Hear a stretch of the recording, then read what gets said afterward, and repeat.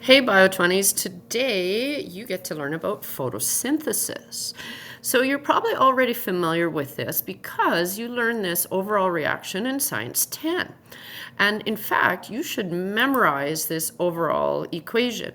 6 CO2 gas from the atmosphere plus 6 H2O liquid water from the soil in the presence of chlorophyll and sunlight is going to make sugar for the plant, C6H12O6 solid, that's glucose, that's a sugar, plus oxygen gas.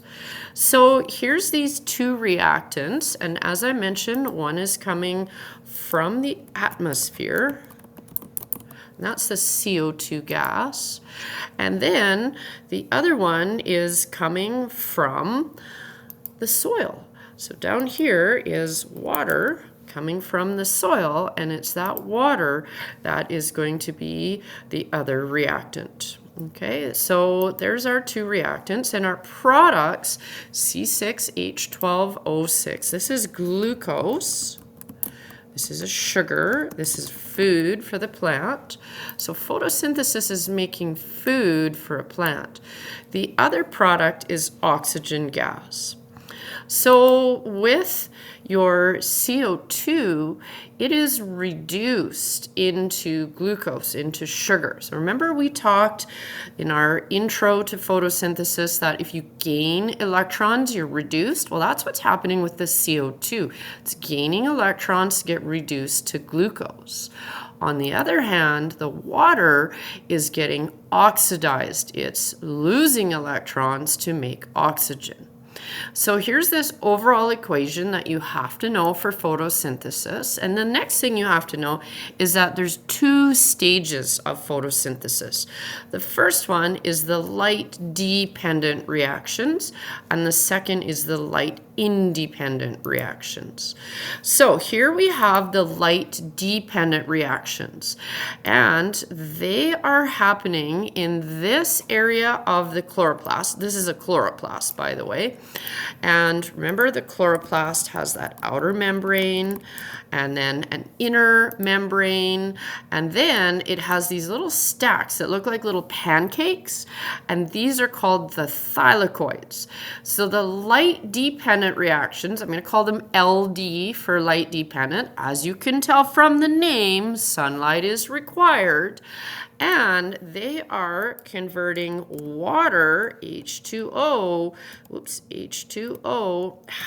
H2O, there we tried it, third time's a charm.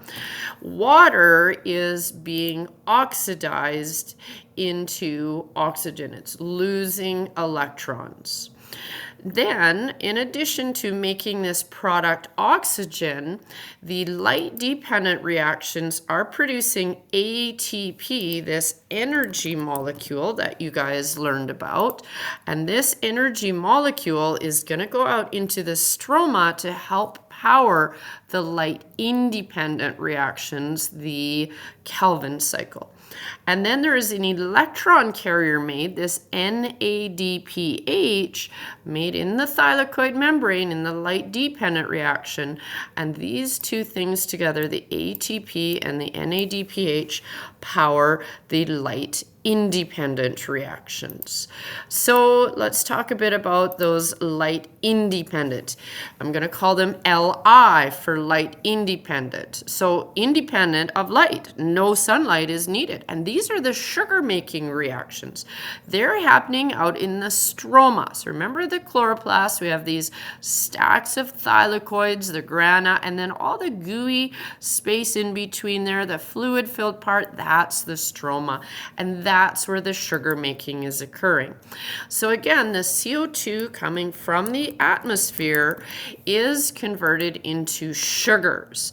The main one being glucose, the C6H12O6, but you see that it can be converted into a variety of other sugars as well. These are the different fates of glucose, the things that happen to glucose.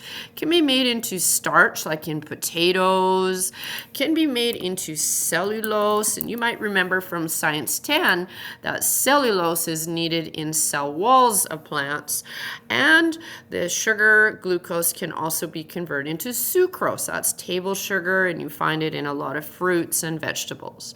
So this is a rundown. This is an overall showing you that there's two reactions, light dependent, happening over here in the thylakoids, and they're producing all these things, ATP, NADPH, and oxygen.